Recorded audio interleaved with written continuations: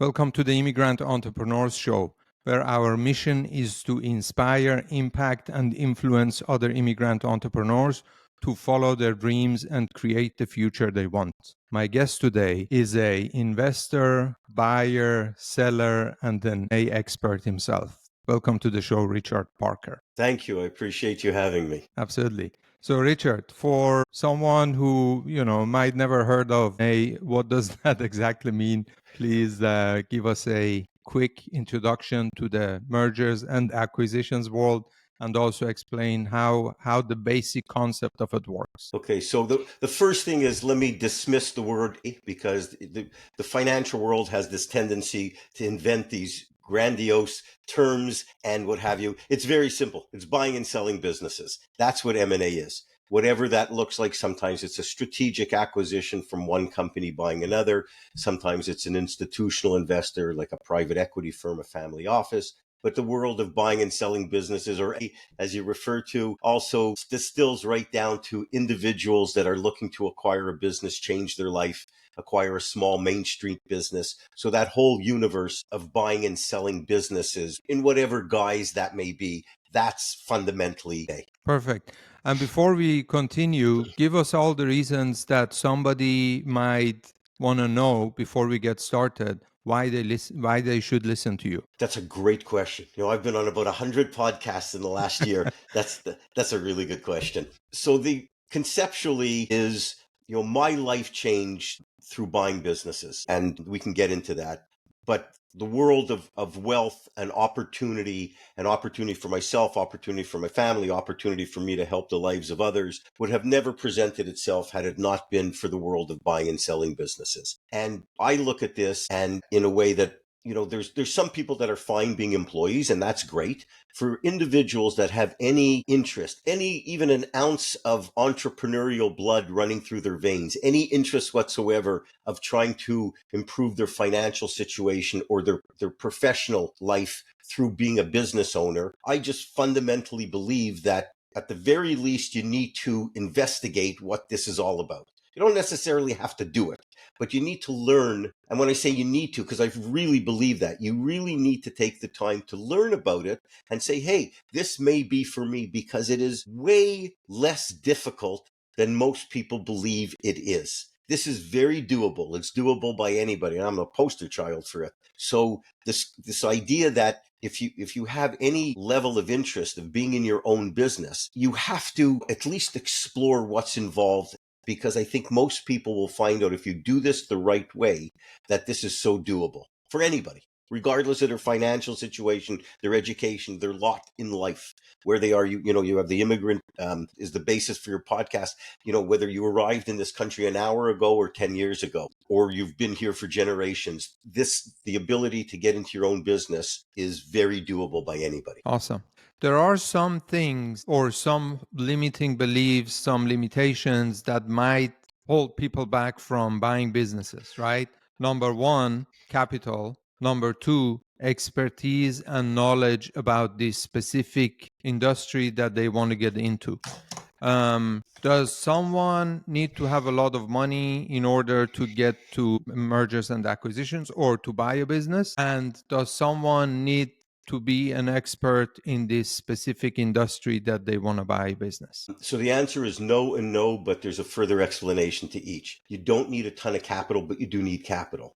Like I'm really opposed to a lot of what you read on the internet, which is misinformation, that you can, you can buy these wonderful businesses throwing off hundreds of thousands of dollars of cash flow without any money or no money down. That really doesn't exist. That happens 1 out of 10,000 times. And I'm doing this for 30 years. So I can assure you, if it was possible, I would be doing it repeatedly, and it's not possible. But you don't need a ton of capital, because there are very creative ways to finance that, and we can get into it. So that's the first thing. So the answer is no, you don't need a lot of capital, but you do need capital. The second part is related to expertise and experience, because you mentioned both. There's a confusion that many people have, individuals have, who are looking to buy a business.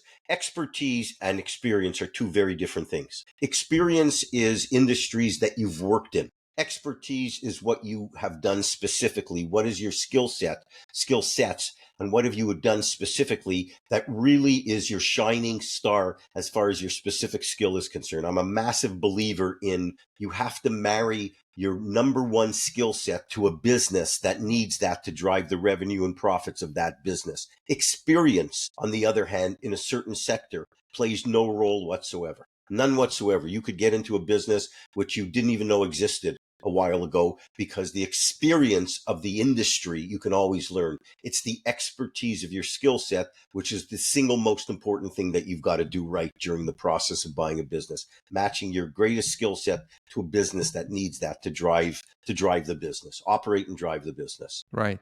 Speaking of, and I want to get deeper into this. When you say you don't need a lot of capital, but you do need some capital, that doesn't necessarily have to be your own capital. It could be Correct. others people's or investors' capital that you're leveraging for whatever you have in the business or your skill set. So, but we will get into it. What are other ways to fund the business without having a ton of own capital? Okay, because Yes. sometimes people mistake no money down with not your own money down, or Correct. no money out of pocket, or no money out of your own pocket, which is Right. two different things, as we both know. So, but before we get there, when you say skill sets, is it also, I give you an example. I might not be an specialist in any specific industry, but I might be someone who is great with bringing people, gathering people, investors, operators, all these people on the same table and making a deal. So that would in this case also be a skill set, right? Skill set of making deals happen, of being a rainmaker. Oh, absolutely. So you have two separate things here. So the not having experience or a wealth of experience in a specific industry is no penalty. It doesn't even impact this decision-making process as I see it. The skill set, as far as bringing people together, in your particular case that you mentioned, investors are putting a deal together. So the question becomes, okay, well, that's great, but how do I apply that to a business? Because I may be able to find investors and put a plan together, but what business am I supposed to buy? What business needs that type of skill set of bringing people together? So that would be a business where typically you would have a number of employees, because that would bring into being able to bring people together, manage a project, oversee a project, implement a plan. And so that could be a whole ton of industries where there's a good number of people and they need oversight, they need direction, they need a plan to be put into place, not only put in place, but the execution and the measurement of the plan. And that could be a number of businesses. It could be a commercial cleaning business. It could be a construction business, a general contractor. There's almost an unlimited number of specific business types where those skill sets would apply. Awesome. So when I get excited, and this topic is definitely something that gets me excited, I start rambling around.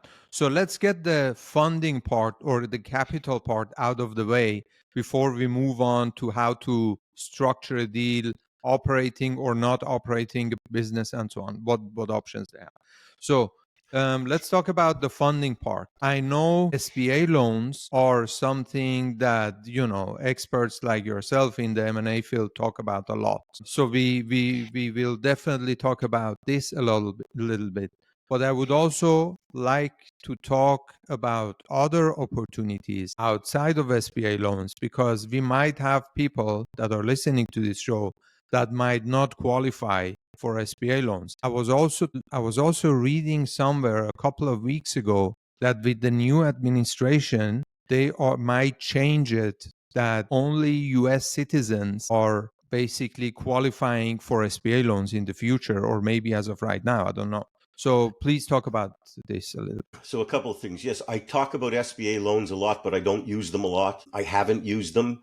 They get a lot of publicity and a lot of profile because many individuals think that it's very easy to go in and get an SBA loan. It only applies in a very limited number of cases. There's a lot more noise around SBA loans than there is actual loans getting done to acquire businesses. So it gets a lot of profile, but it's not used frequently. I haven't used SBA. I've had clients who've used them, but by and large, it is not the greatest percentage of deals done through SBA loans. They just get a lot of publicity, but it's not necessarily the road to go down at all. So I do talk about it a lot, but from a very different angle. So that's the first thing. The second thing is the recent administration, to the best of my knowledge, has not indicated that it's only U.S. citizens. What they've said is it's got to be residents, green card holders. So in other words, you could be a citizen or a green card holder. Prior to that, if you didn't hold a green card, but you were here on, I believe, on certain type of visas, or you had employment authorization, you could potentially qualify. They have talked about that not continuing. I don't know if they've implemented it. Typically at the end of September of every year, which is the budget year, they come out with the new standard operating procedures, the SOP they call it, which is the criteria. Sometimes it gets changed midstream, but that's something that they're talking about. But it won't be just for, as far as I know, is what they've said so far, it won't be just for citizens. But again, I want to reduce the emphasis on SBA loans because they do not represent the greatest amount of deals that are done through SBA. They just get a lot of noise and people are misguided, think they're just going to walk into a bank, get an SBA loan. It's not easy, but there are a lot of other ways to get businesses done. I always do deals with seller financing. I bought 14 companies, including one co-investment. I would never do a deal without seller financing. The percentages vary, but for me, that has to be a core fundamental of the deal because that is the only way that I can get the seller to validate what he or she has represented to me. That's the only way. They could tell me whatever they want, but if not, they're not willing to fund part of the purchase price.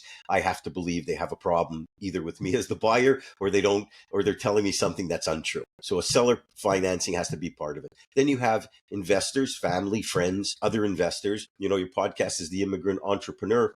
By and large, immigrants who acquire businesses generally will come up with, you know, it's family and friends that will chip. A bunch of them, families get together and they put in money and they make an acquisition. You see it more on Main Street where you see businesses like laundry businesses, convenience stores, gas stations, small distribution companies, you see small apparel companies, that type of thing. But there's families that come together because they come to this country and they recognize it's hard work. There's no free lunch. Band together, family and friends. So you have that piece. The second thing is you have third-party investors, and there are lots of them who are always looking to invest in businesses. But people also have to be realistic. While there are lots of investors, and you hear of these investors, who are these people? Why do they have money to invest? They have money to invest because they're not idiots. They have money to invest because they've made smart business decisions over the years. So they're going to make a smart business decision with whom they're going to invest and with what they're going to invest, meaning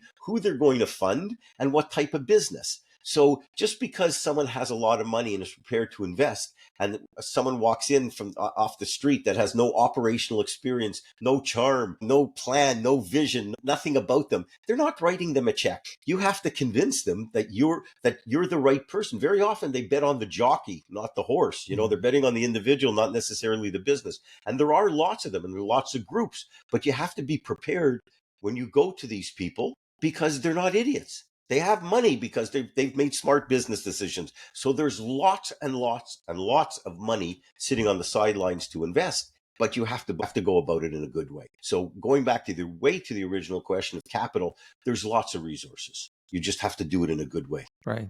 Awesome. When you talk about, getting seller financing, one, again, limiting belief that people might have is, okay, why should someone with a healthy business sell their business to me for a great price and also finance it? Yeah, well, it's a great question because here's the thing. In the lower the market, I'm not talking about $100 million deals. In the lower the market, SBA or bank finance loans, you have two types of bank loans. You have SBA loans and you have traditional bank loans, commercial loans. The banks do not lend money to individuals looking to buy businesses unless you have years of a track record. So thinking that you're walking into, the Bank of America or Wells Fargo and getting a loan to buy a business, even though you have great credit, unless you've run several businesses, separate from an SBA loan, they're not lending you money. That's just a fact. So you need to so commercial loans, not happening. SBA loans happen in a very small percentage of cases. I've heard between 6% and 10%. I'm not even sure it's that high. So what happens is, so you have an individual who may have some money saved up. They may have some family and friends. They put together some money to buy a business for, it's a business that's going to sell for $1 million, let's say, as an example. And they've managed to put together $200,000-300,000 between family and friends or what have you. I'm just using it as an example. We can get into more granular examples. Well, how does that deal get to the finish line? The only way that that deal is going to happen is the seller has to become the bank. It's seller financing has been a part of small business deals since small businesses have been bought and sold. If you go back and look at some documentation, Tom West was one of the founders of business, probably the founder of modern day business brokerage. You go back and look at his articles from 50 years ago. They talk about seller financing. You talk about stuff today, it's still seller financing. The percentage varies, but that's the only way to get many of these deals to the finish line. And so the seller doesn't have a choice. Now, sorry for the long-winded answer, but to answer to your question, why would someone with a good business finance the deal? Well, here's the thing. They certainly wouldn't sell their business for no money down, because the market has a lot of avenues for you to get a ready, willing, and able buyer who's going to put money down. So that piece is not going to happen. No one is going to sell a good business to a complete stranger without any money down. That's not going to happen. But when they have the right person and there's equity put in by the buyer into the deal, the seller has to finance the balance, because it's the only way to bridge the difference between what the buyer has and what they want and what the value is of the business. It's unavoidable. And it varies. Sometimes it could be 20%, sometimes it could be 80%. That varies, and it depends on your relationship with the seller. But it's as fundamental to buying and to closing these deals as any part of the equation. So how much do you think the seller is betting on the jockey than the horse when they selling a business and they have let's say 2, 3, 4, 5 people that are lined up to buy the business? How much are they going to bet you as a person, as an entrepreneur? When you deal with a seller or approaching someone and you're a buyer looking to acquire their business, people make a terrible mistake because they jump right into the information. They jump right into the financials. They get right into the weeds with the seller. They get right into certain parts of due diligence. These are red flags. These are problems, etc. They get way too deep too quickly. The goal is, if you have someone who's selling their business, it's an individual. For example, Ali, let's say you own the business. You have it for X number of years. You may have family involved. Your children are older. Now they're babies, but imagine down the road and say they don't want to take over the business, but you've built this business through your blood, sweat, and tears over the years. You're attached to it. There's legacy. You want to see that business transition to someone who cares as deeply about the business as you did. So the goal is, when you meet a seller, you have to establish a meaningful relationship. All this other stuff related to the numbers and the issues and the questions and the deal terms, that's all going to come. If you want to be able to get favorable terms, you've got to establish a terrific relationship with the seller. Nice, understanding, empathetic, trusting. And if you get that going with a seller, it's amazing how many times the seller will go out of their way to get a deal done with you if he or she in their mind has said, that's the person that I want to take over and run my business. Because yes, there are a percentage of sellers that don't give a crap about all the legacy and whatever. They just want the money and they want to go. But that's a smaller percentage. People want to make sure that their employees are taken care of, their business is taken care of, their legacy is taken care of, and they want to help people. So as long as it's within reason, they want to see their business in the right hands. Not always, but in a large percentage of the cases. And I've been doing this for 30 plus years, thousands and thousands of transactions. You see this more often than not. Do you think, so specifically in regard to this podcast and our audience, do you think, we both know there are lots of immigrant entrepreneurs that own businesses? Yes. Do you think there is a emotional touch for them if they see there is another immigrant entrepreneur that is going to buy my business rather than someone not fitting in this specific niche? 100%. Because they're going to see part of themselves in the buyer, especially a younger person. People like to help others. Yeah, we hear all this stuff about, like the lack of civility in the world or whatever. I mean, I don't look at it that way. I find, people, I like to have a helping attitude. I think most people have a helping attitude. As long as it's within reason, no one's going to turn over their business to someone with ridiculous terms when they can turn around and sell it to someone else and get the terms that they want, as long as it's within reason. But I do believe that entrepreneurs, they know they went through hell at the beginning. Most entrepreneurs, I mean, if you've run any businesses, I mean, I think of plenty of times where I woke up on Tuesday morning, I had no idea how I'm going to make payroll on Friday, right? Right. And so you've had a lot of these instances and a lot of this heartburn as an entrepreneur, and a lot of many, 100-hour weeks. And when you have a buyer, when it comes to exit your business, and you come across someone with whom you see a little bit of yourself in that individual, you would like to help them. And especially in the immigrant community, you see it more within pockets of immigrant community. For example, you see it, a family of one particular nationality wanting to sell it to another nationality or whatever. And that's great. It's not discrimination. It's great. You want to help your own community better itself. I get that. So I do believe that, yes, people want to help others that are in the situation that they were in, especially amongst immigrants. With the hype of baby boomers, I think I do believe there is some, a little bit hype of it or into it because it makes it sound very easy and like a blue ocean. But we know is a fact that there are lots of baby boomers is the biggest generation of business owners that owns businesses, and they're all about to retire. So tell us more about that. How much of it is hype and how much of it is fact? Okay, so I'm not sure, your audience, if your videos get beeped out a little bit, but I'll tell you that most of it is complete bullshit because it has not materialized. They call it the silver tsunami. They call it this, $1 trillion exit. Everybody, is taking it. It's a marketing ploy. It does happen. Most small businesses don't sell.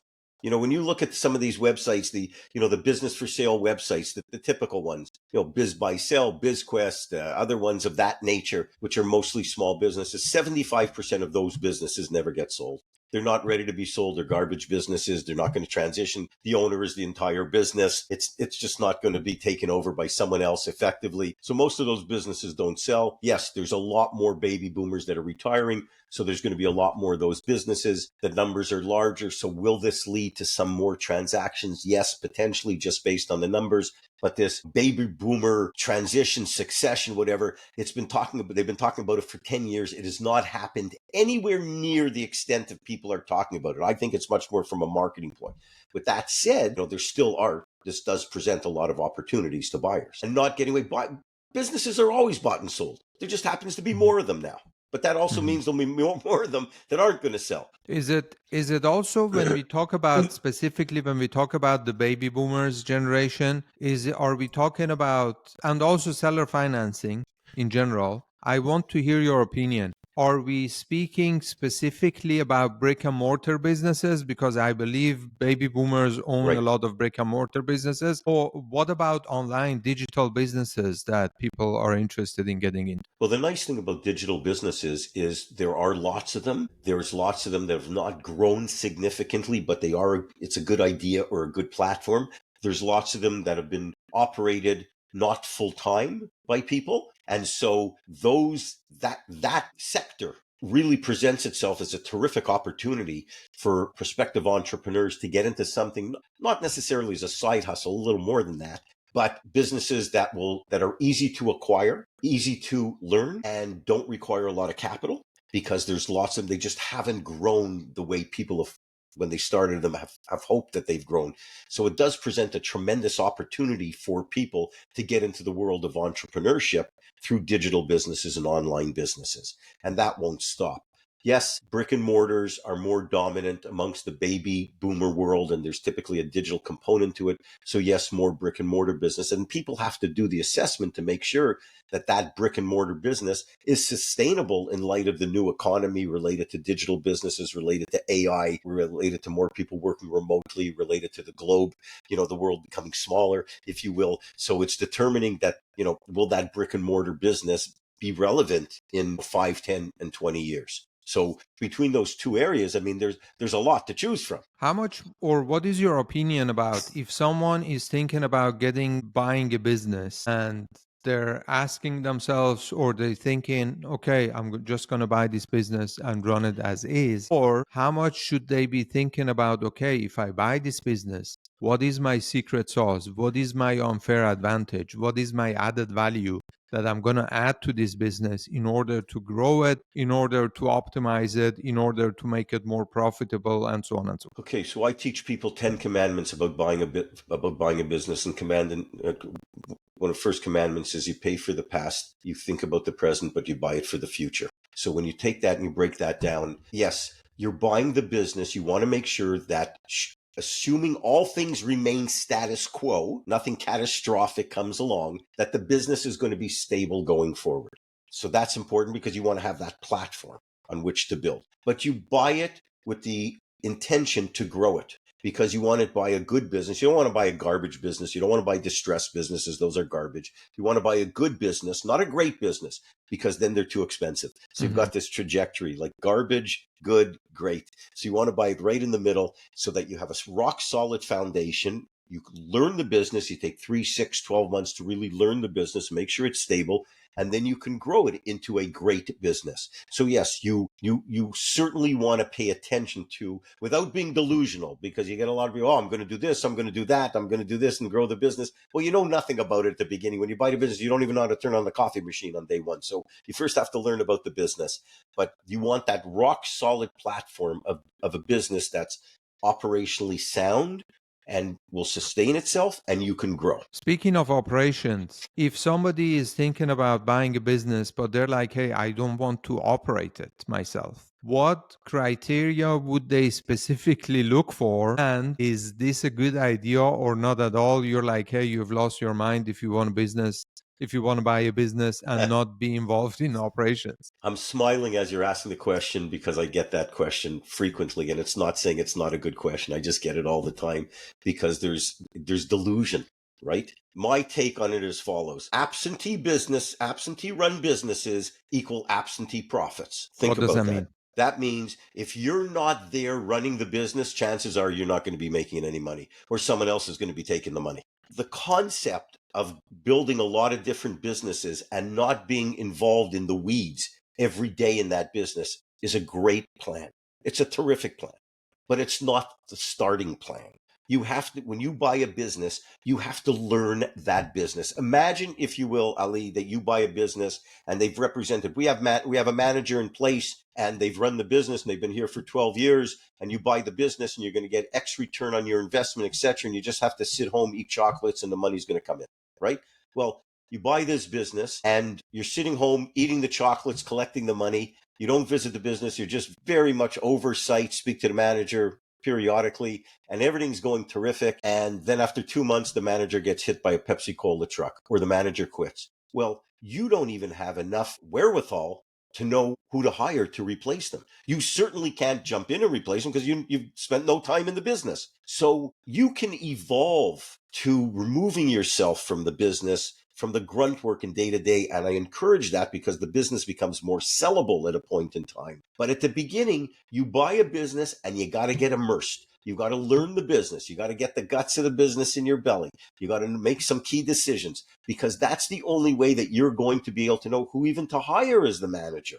Or what if something happens? You still need to know how to run that business. And if you want to go buy a second one related to that, well, you need to know the inner workings of that business and how it's going to mesh together and the culture and the people. So it's a great concept, but that concept doesn't work from the beginning. You evolve to that and you plan for that. And when I say absentee profits equal, absentee run businesses equal absentee profits, see it repeatedly where people buy these businesses thinking they're not going to run them. They either fail or the money's not there. Someone else is taking it.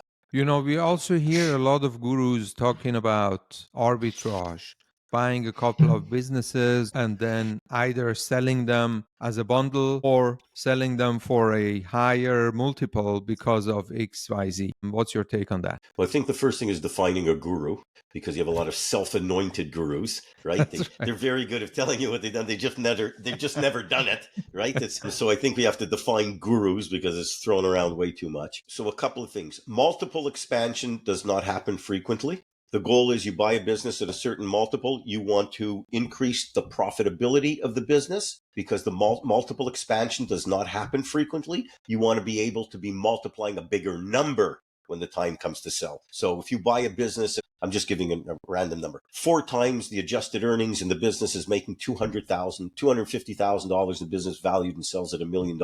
Well, chances are that the 4 times multiple is going to stay the same for the foreseeable future. So you want that business build it up to to generate $400,000 in profit. So then you're multiplying a bigger number, and that number then becomes $1.6 million.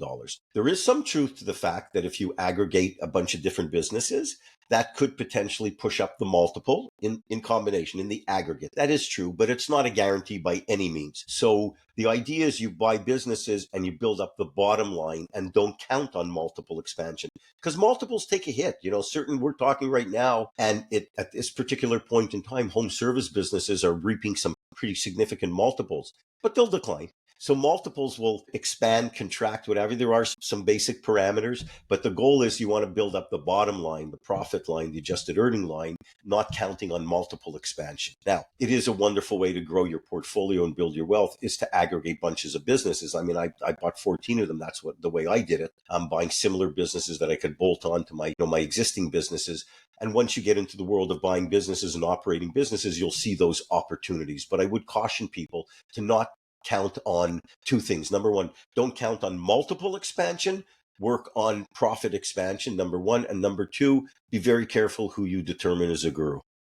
So in your own case, Richard, are you buying businesses, or the businesses that you own, are they all in the same vertical? For many, I had a number of them out of the 14. A lot of them were. Every time I got into trouble, I went outside my area of expertise, not experience. I bought a business where I didn't apply my best skill set. I have my 5 golden rules about what I need to have in a business. It's got to be sales and marketing driven. It's got to have high margin, a demand in place. I want an element of exclusivity, and I don't want to compete on price. Whenever I've gone away from those 5, I've always gotten myself into trouble. So of those 14, one being a co-investor, so of the 13, I'd say that there were probably 9 of them that were related.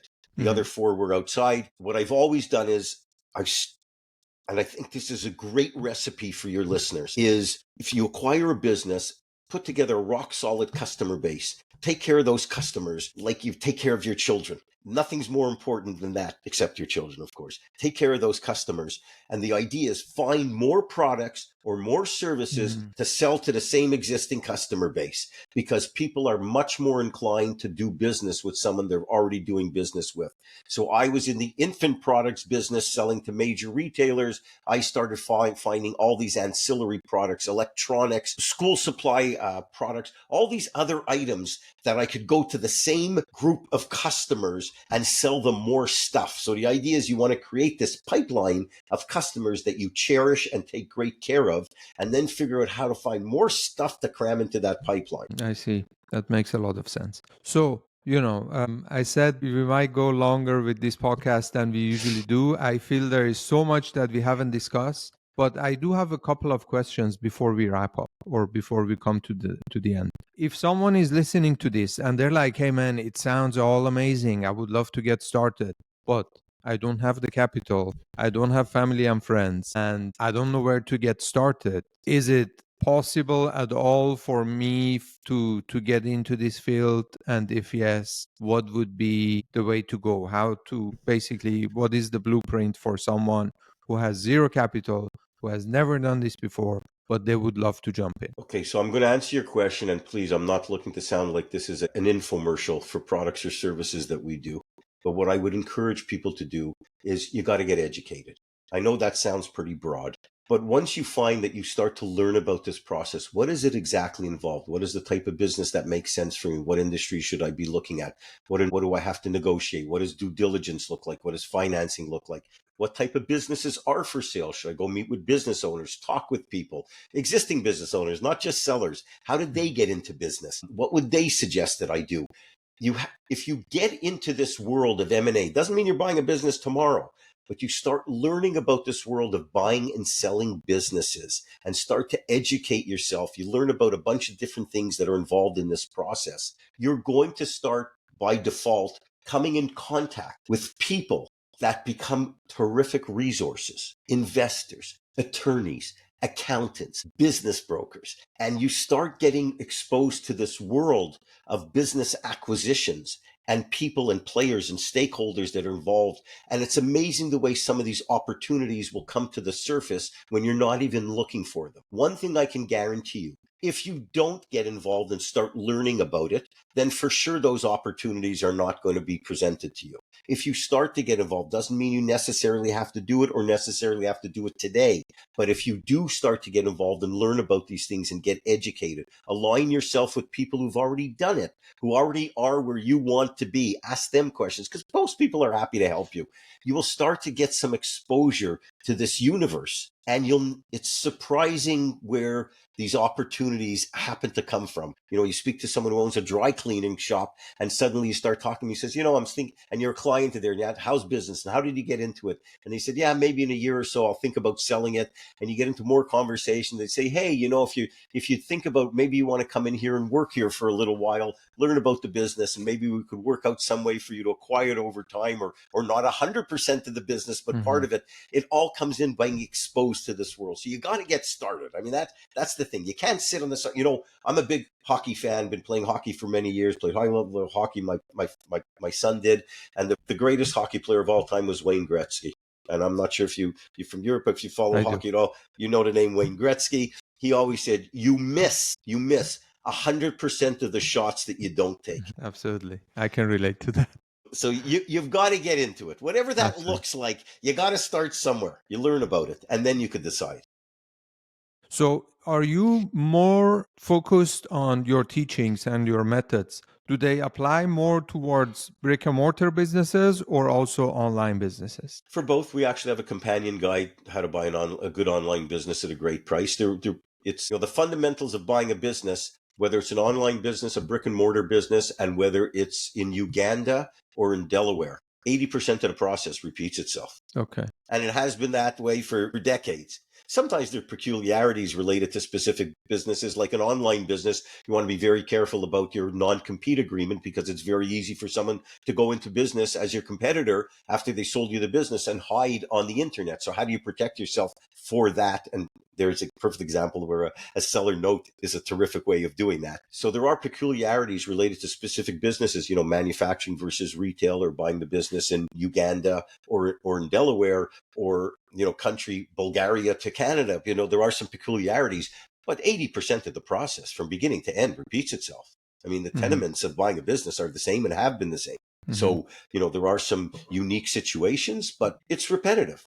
Finding the business, determining what type of business is right for you, negotiating, conducting your due diligence, valuing the business, that repeats itself, over and over again, regardless of the industry, regardless of the geography. How much do you think with everything improving, also with AI and technology, is gonna impact not the industry itself, mergers and acquisitions itself, but improving? I give you an example. I've always, here and there I look at platforms like BizBuySell and where businesses are listed. And what I see is pretty much everything, or the technology they're using, is so outdated and is sometimes so overwhelming, because if you want to go find a business now, you have to go there, and then you find tens of thousands of businesses that you have to filter through them, see what matches your criteria. So what I'm trying to say is,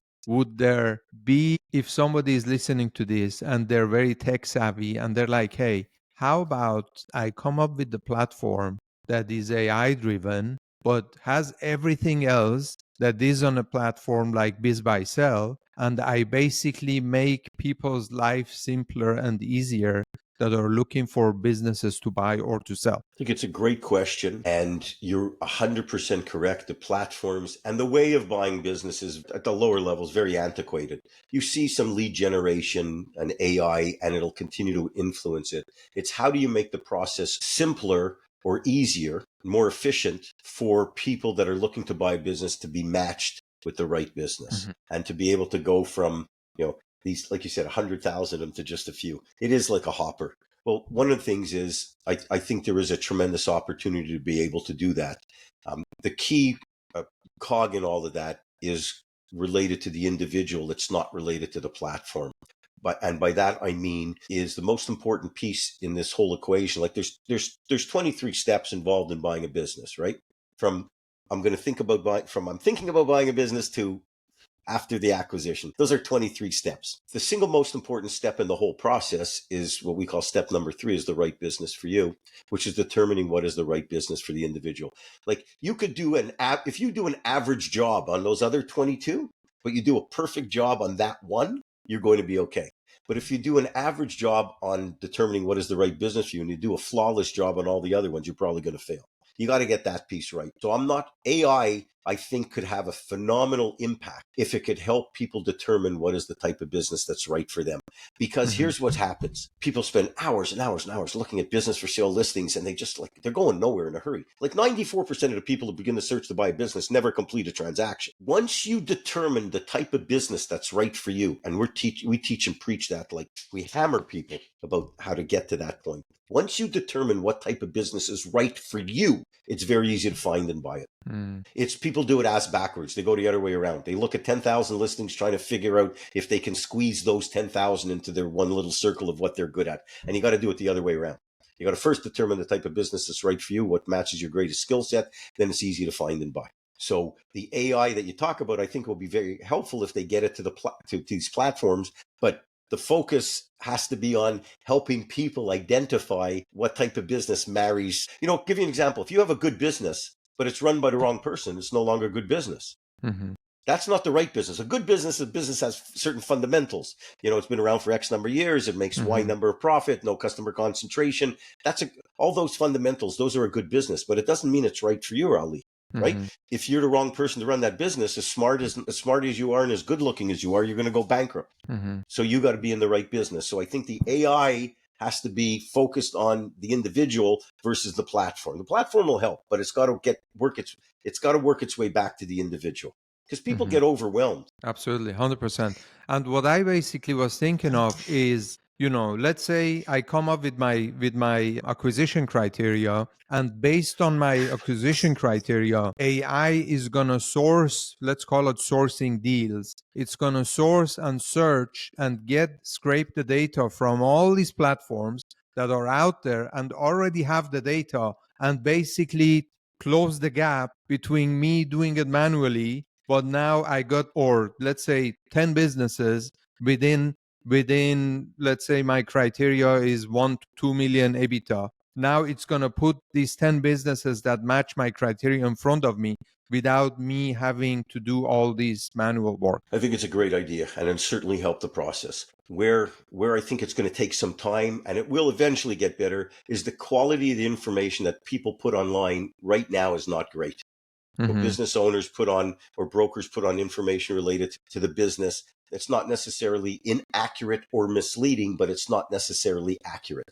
So I think over time, as people recognize that there's got to be more transparency in the process, that there's got to be more consistency between how business broker A and business broker B calculate the earnings of two different businesses. That's got to be consistent, because right now it's like all over the place, right? So I think as that gets better and the information gets better, I think your concept could be magnificent.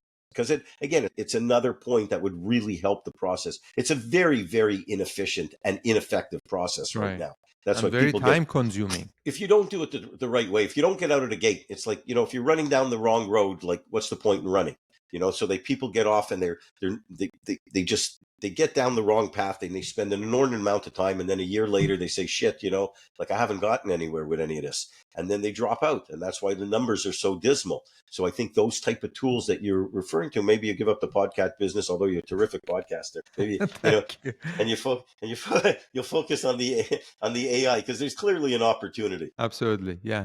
Okay, so Richard, time went by just like this, and I have no idea what time it is. I don't have my glasses on, so I can't see on the computer. It's almost 50 minutes. We've been talking for 50 minutes. Nice. So before we wrap up, Richard, I'm definitely, if you can make the time, I would love to bring you back on, because I've got tons of questions for a second interview and talk about some more ideas. And I'm sure this podcast is gonna get a bunch of views, but also questions that people might have. Then we could come back on and maybe do a round of Q&A based on this interview.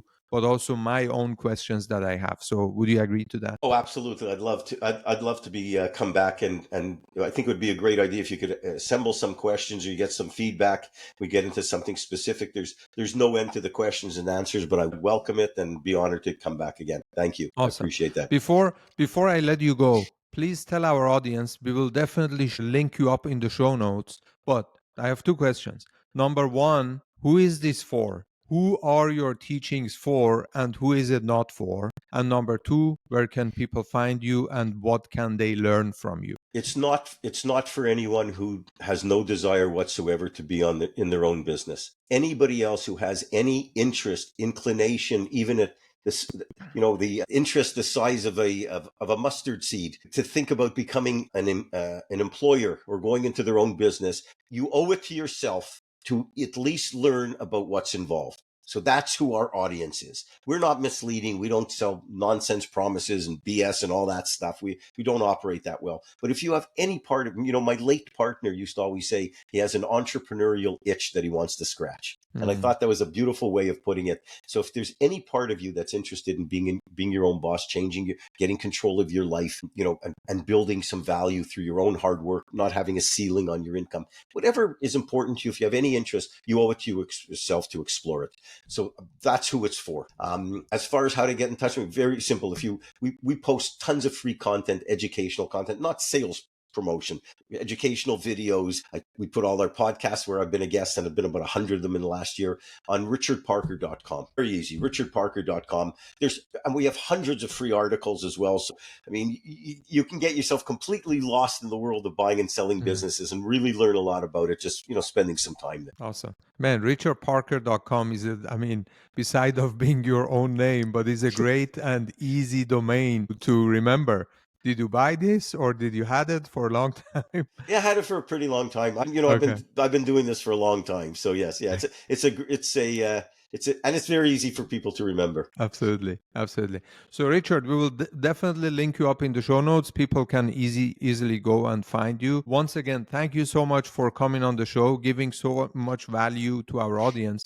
Before I let you go, is there any last advice you would give to our listeners or viewers? Well, thank you again for having me. I really appreciate it. And I think the only advice that I'd want people to remain with is what I just mentioned earlier is, the world of bettering yourself and doing that potentially through business ownership. It's not for everyone, but it is doable by anyone, regardless of your financial situation, regardless of your skill set, regardless of your expertise or background. This is doable by anyone. I'm the poster boy for this. Never went to college.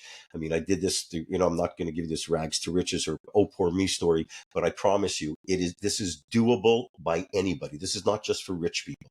So it's something that it's really worth everybody's time to at least explore, try to cut out all the noise that's online and just learn about it and then decide. Once again, thank you, Richard, and I look forward to having you back on the show. Great. Thanks again. I appreciate you having me.